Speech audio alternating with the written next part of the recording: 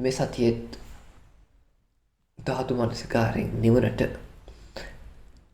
කියන භාවනාවම සිද්ධ කරන්න කියලා මට ඉල්ලීමක් ඇවිල්ලා තියෙනවා. හින්දා ඒකම සිද්ධ කරමු.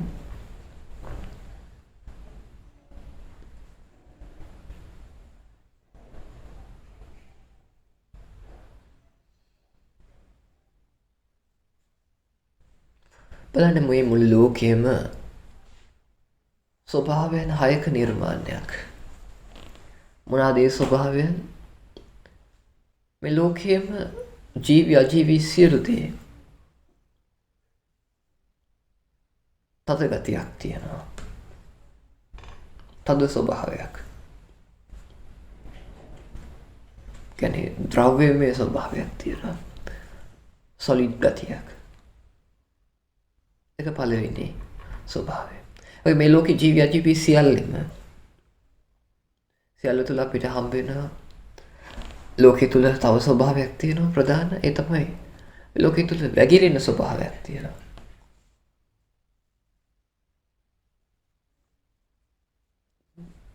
දියරමය ගතියක්. ජලය වෙන්න පුළුවන්, වෙන දෙයක් වෙන්න පුළුවන්.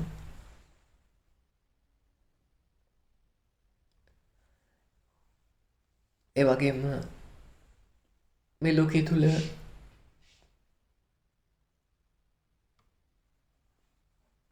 උෂ්ණත්වයක් තියෙනවා.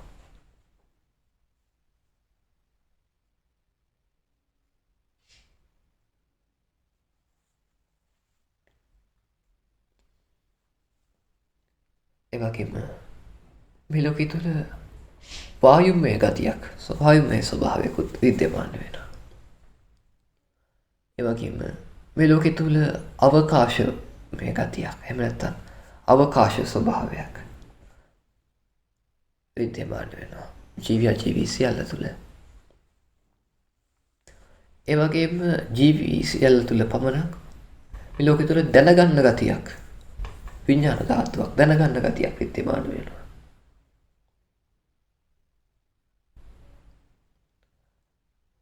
මූලික සිහි ගැන්වීමයි මේ ඇවිල්ලා පරමාණුක වාදයක් නොවේ. ධාතු මනසිකාරයේ බුදුරණසේ බලාපොරොත්තු වෙන්නේ මොකද්ද? අභ්‍යන්තරයයි බාහිරයි කියලා බෙදා ගැනීම නැති කරන්න මිසක් පරමාණුවක් ගැන කතා කරන්න නොවේ. එතන ඒ මානසිකත්වයෙන් මිදෙන්න කියන විදිහට මෙනෙහි කරන්න.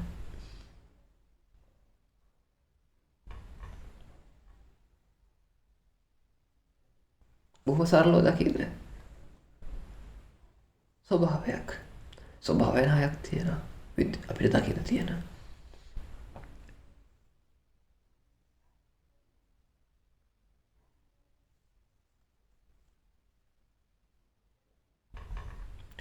ඊළඟට ඔබ ආස කරන්නේ ස්පර්ශයක් විදියට මේ වගේ ස්වභාවයකට. විශේෂයෙන් ජීවීන් විශේෂයෙන් මැරිලා ඉන්න දෙයක් විදියට උදාහරණයකට ගත්තොත්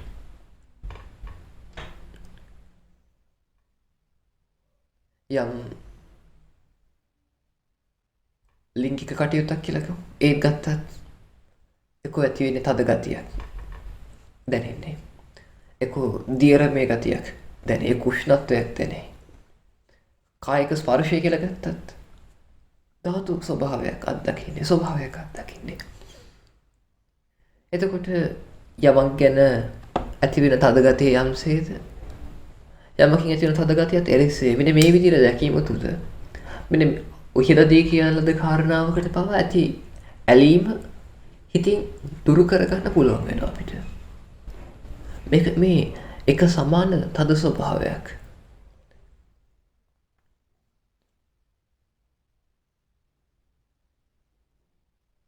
යම් කෙනෙක් අල්ලාදී දැන් තද ගතිය උෂ්ණත්වය යම්සේද අර වැනි කටයුත්තක දැනෙන එකත් එලෙසේමයි කියලා. තද ගතියට සමකර කර වඩන්න පුළුවන්. ඒ තුලින් කර තියෙන ඇලීම ඇති කර ගන්න පුළුවන්. ඊළඟට ඔබේ හිතේ තුල ඇති තියනවා නම් යම් ආකාරයක කිදා බහැපු ආසාවල්. මොකද මේ දේවල් ගැන ඔබ හිතන්න එපා. මේවා කතා කරන්න හොඳ නැහැ කියලා. මොකද ඒවම තමයි කතා කරන්න අවශ්‍ය වෙන්නේ. මොකද ඒව තමයි යට කිඳා බහැලා තියෙන දේවල්. ඒවා උසන්න නැතුව ඒවා එළියට ගන්න මුලින් උපුටලා දාන්න බැහැ. ඔබ තුල ආසාවල් තියෙනවා නම් තුරුල් වෙන්න, හිබින්න ඔය වගේ දේවල් පිළිබඳ ඒ දේවල් තුලක් තියෙන්නේ. තමන්ට පුටුවක් තමන්ගේ අත ස්පර්ශ වෙන යම්සේද එලෙසින්මයි කවුරු හරි අත ගාත්තේ බදා ගනිද්දිත් තියෙන්නේ. තද ගතියමයි.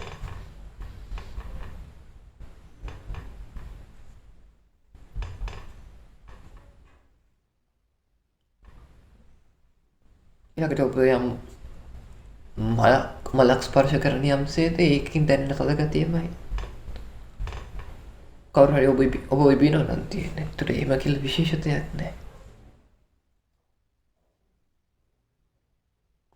වෙන මේ ස්පර්ශය කියලා අභිනන්දනය කරන්න වෙනම දෙයක් කරගන්න දෙයක් නැහැ. අවසානයේ ඉතුරු වෙලා තියෙන තමන්ට ඔබ අතීතයේ හිතලා බලන්න.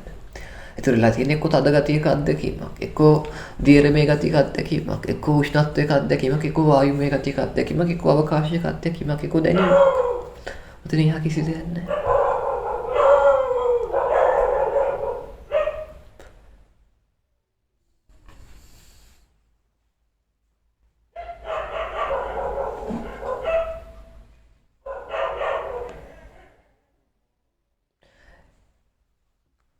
ඉතින් මෙන්න මේ විදිහට අවබෝධය හිත ඇතුළේ තියාගෙන අපි ධාතු මනසිකාරය වඩන්න යමු.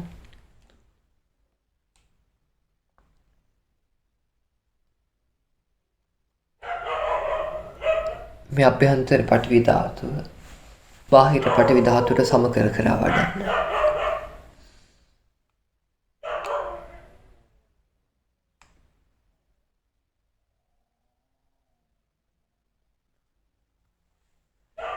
මොනවාද මේ අභ්‍යන්තර පඨවි ධාතුව?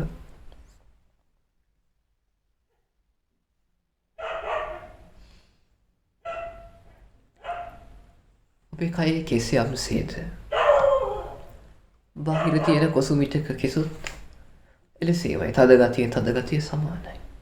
මේ තද ගතියට, කෙස් නැමැති තද ගතියට අපි හිතින් ලේබල් කරන් තියෙනවා මේ කෙස් මේවා මගේ කියලා. ඇත්තද බොරුද කියන කතාව නෙමෙයි වැදගත්. කෙස් මගේ කියන එක තමන්ගේ හිතේ සිතුවිල්ලක්ද නැද්ද කියන එක. කෙස් කොයි වෙලාවෙත් කියනවාද මම ඔබේ ඔබ මගේ කියලා? නෑ. කෙස් වල පාඩුවේ තියෙනවා. මේ ඔබ සිතුවිල්ලකින් උපදවා ගන්න, ඔබ සකස් කරගන්න දෙයක් තමයි කෙස් මගේ කියන එක. කෙස් යම්සේද කොහොකෙදිත් එලෙසේමයි. ලොම් යම්සේද කොහොකෙදිත් එලෙසේමයි. නියපොතු යම්සේද ගස්වල පොතුත් එලෙසේමයි.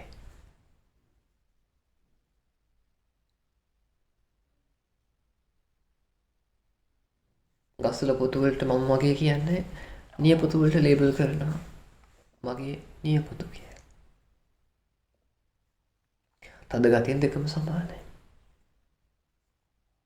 දෙකම තද ගතිය. ඒකම දත් යම්සේද කිරිගරුට ගලුත් එලෙසේමයි. තද ගතිය සමානයි. හම යම්සේද පාසි වගේ දේවලුත් එලෙසේමයි.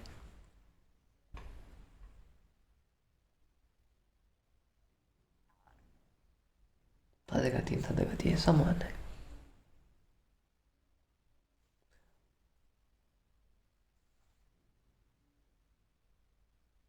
ඇටකටු යම්සේද තර කැබලිත් එලෙසේමයි. තද ගතියෙන් දෙකම තද ගතියක්. මේ තද ගතිය විතර මං කියලා ලේබල් කරගෙන තියෙනවා. ඊළඟට තමන්ගේ ඇතුලේ තියෙන වඩවැල් බොකු යම්සේද වෙල් ලබු ගෙඩි අබ ගෙඩි නොවත් එලෙසේම තද ගතිය සමානයි.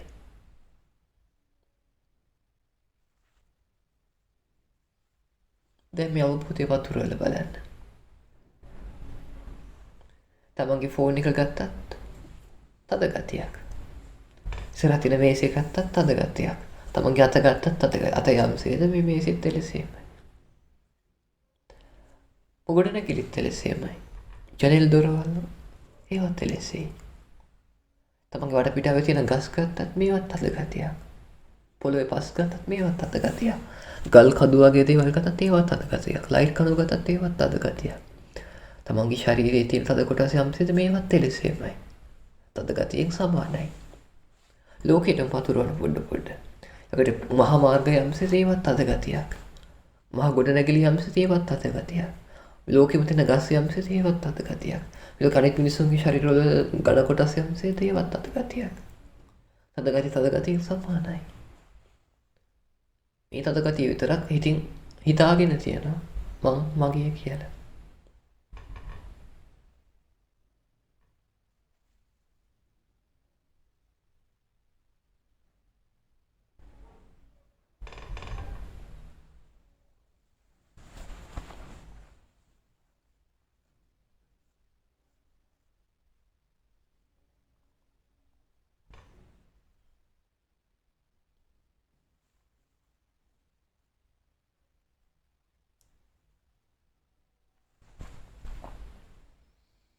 ඊළඟට මුළු පෘථිවියම තද ගතිය යම්සේද ශරීරයේ තද ගතිය එලෙසේමයි.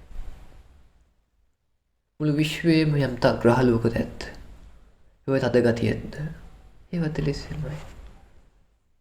සූර්යයාගේ තද ගතිය ගත්තත් තව තියෙන ග්‍රහලෝකවල මුළු විශ්වයේම තියෙන ග්‍රහලෝක ගත්තත් තද ගතියමයි. විශ්වයට සම කරන්න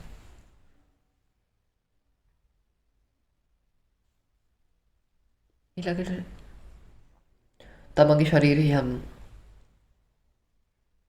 වැగిරෙන ගතියක් ඇද්ද? තමන්ගේ කෙල යම්සේද ජලයත් එලෙසේයි.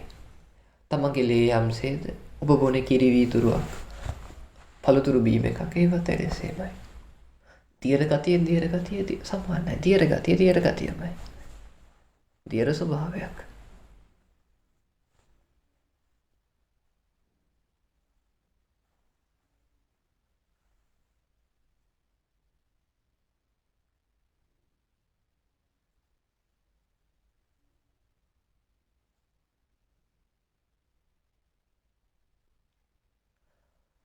එතකොට තව මුත්‍ර යම්සේද මඩ වගුරුත් එලෙසේමයි. දියර ගතියක්මයි. තව යම් තාක දියර ගතිය ශරීරය ඇද්ද ඒව යම්සේද ජලයත් එලෙසේමයි. දියර ගතියමයි. එතකොට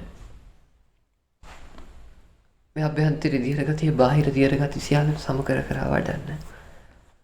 ඔබට දකින තියෙන මඩ වගුරුත් එලෙසේමයි. ඒකට පළතුරු බීම එකක් ගත්තත් එලෙසේමයි. ළඟට වතුර ගත්තත් ඒවත් එලෙසේමයි. ඒ දියර ගතිය යම්සේද මේ ශරීරය ඇතුළේ තියෙන දියර ගතියත් එලෙසේමයි. දියර ගතියමයි. මේ ශරීරය ඇතුළේ තියෙන කෙලෙසෙම් සොටු සර්ව වලට මගේ කියලා ලේබල් එකක් ගහන් තියෙනවා. මේ දෙකම දියර ගතියක්. අනිත් අයගේ ශරීරවල තියෙන දියර ගතිය යම්සේද ලේ දහදිය මේවා යම්සේද අප මගේවත් එලෙසේමයි. පෘථිවියේ තියෙන වතුරත් එලෙසේමයි. මුළු පෘථිවියේ ගංගාවල තියෙන යම්තාක් ජලයත් ඒවත් එලෙසේමයි. ජලාශවල යම්සේද ඒවත් එලෙසේයි. මුළු සමුද්‍රයේ තියෙන යම්තාක් ජලයත් ඒවත් එලෙසේමයි.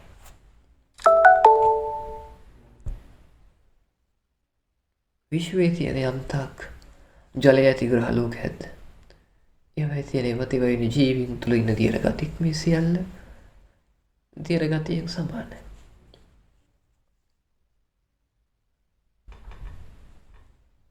විශ්වයටම පතුරවලා බලන්න.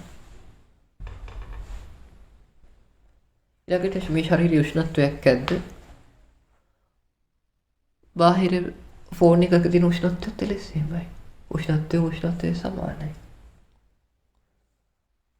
ශරීර උෂ්ණත්වය යම්සේද තමට දැනෙන උෂ්ණත්වයත් එලෙසේමයි.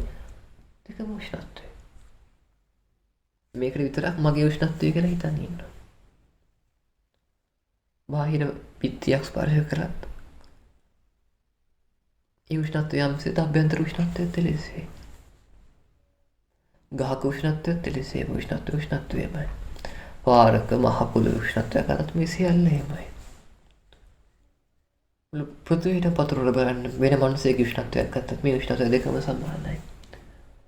උෂ්ණත්වයෙන් දෙකම උෂ්ණත්වයක් විතරයි.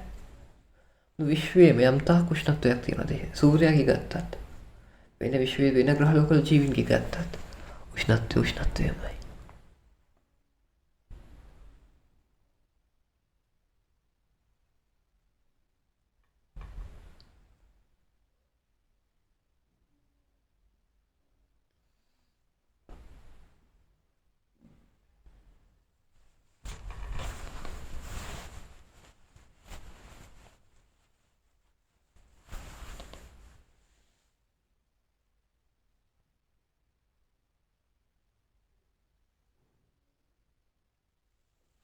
ඊළඟට මේ ශරීරයේ යම් වායුමය ස්වභාවයක් ඇද්ද? ආස්වාස වායුව වේවා, ඒක ඇතුලේ තියෙන වායුව වේවා, තමන්ට එක විදියට එන වායුව වේවා, ආහාර මාර්ගයේ පල්ලෙහාට තල්ලු කරන වායුව වේවා, යම් තාක් වායුව ඇද්ද? ඒ වාතයත් සමානයි, මේ බාහිර තියෙන හුලගත් සමානයි. වායුව වශයෙන් දෙකම වායුව. මේක විතරක් මගේ කියලා හිතන්න ඉන්නවා. අනිත් අයගේ ගොල්වල වාතයත් එලෙසේමයි. වාතයමයි.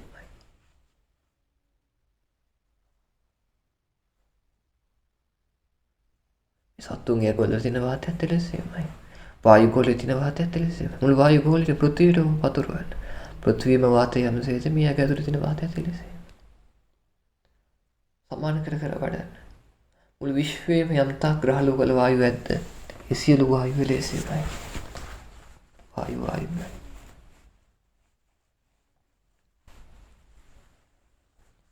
ඒ වගේම අභ්‍යන්තරයේ යම් හිස් බවක් වේද?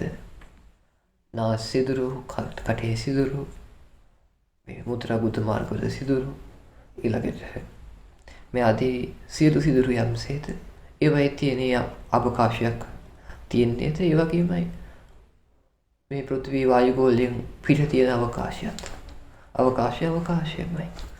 දල වශයෙන් ගත්තොත් අපිට පේන තියෙන ආකාශයත් අවකාශය.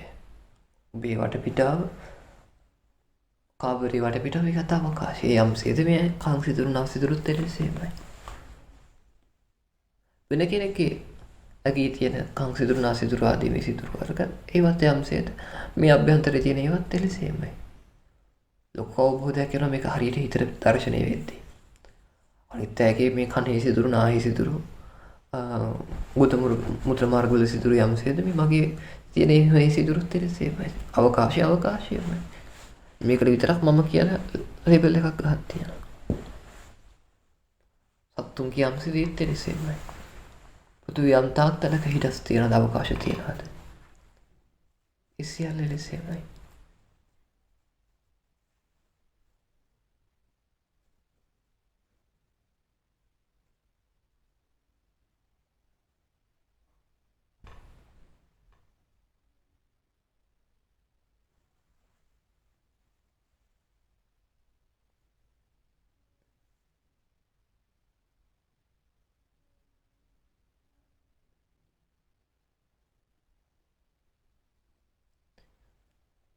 විශ්වයේම යම් තාක් හිඩසක් වේද? ඒ සියල්ලත් ශරීරයේ තියෙන හිඩසුත් සියල්ල එලෙසේමයි. හොඳට වඩන්න.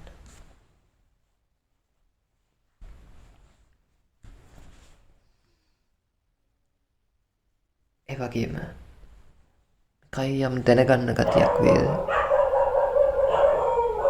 තමන්ට ඇහැට දැනෙනවා, කනට දැනෙනවා, නාහිට දිවට කයට මනසට දැනෙනවා. දැනගන්නේ යමක් වේද? ඒ දැනගන්න ස්වභාවයම අනිත් අයටත් තියෙන්නේ. අනිත් ජීවීන්ට ඇහි කන නාසය දිවේ කය මනස දැනීම හට ගන්නවා. දැනීමක්මයි. එයාටත් දැනීමක්, මටත් දැනීමක්. සතෙක් ගත්තත් දැනීමක්. භූතේ පෙරිතේ ගත්තත් දැනීමක්. දෙවි කෙනෙක් ගත්තත් දැනීමක්. දැනීමක්මයි. මේ විශ්වයේම යම් තාක් සත්වයක් ගත්තත් ඒ යාගේ දැනීම යම්සේද මට දැනෙන දැනීමත් ඒ සේම දැනෙන බවක් විතරයි. මගේ කරගන්න දෙයක්. ක්‍රියාවලියක් කියන එක හොඳට වැටහෙවි.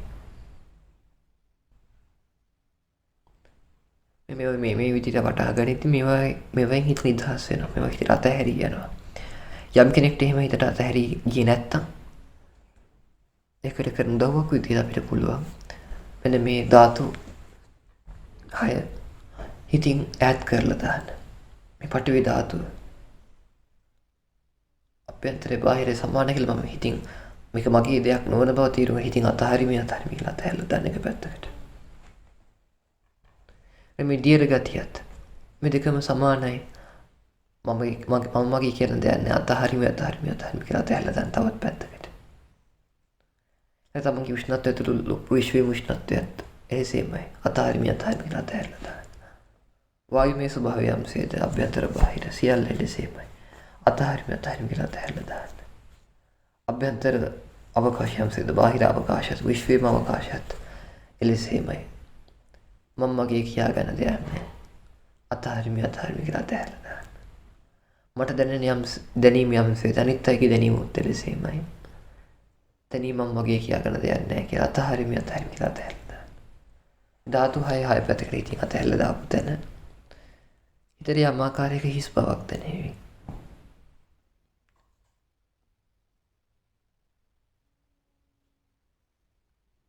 ඒ හිස් බව රූප සංඥාවක්. ඒක දැනෙන ගතිය ඒක නම් කර ගැනීමක්. මේ නාම රූප දෙක අතහරින්න කියලා අතහැරලා දාන්න. හිස් බවත් එපා. ඒක නම් කර ගන්න ගතියත් එපා. නාම රූප දෙක අතහැරලා දාන්න.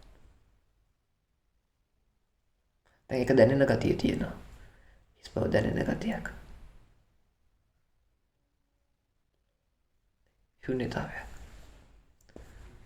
මේ ශුන්‍යතාවයත් පොඩ්ඩකින් අනිත්‍ය වෙලා යනවා.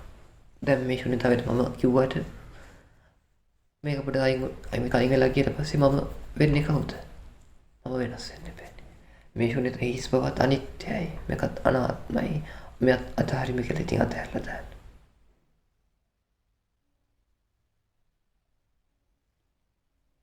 අතහරිනවා කියන අදහසත් දැන් හිතින් අතහැරලා දාන්න. ඒත් එක්කම ඔබට නිර්වාණ ධාතුව අත්දකින්න පුළුවන් වෙයි. හිතේ සියලු සකස් කිරීමල සංසිතිය.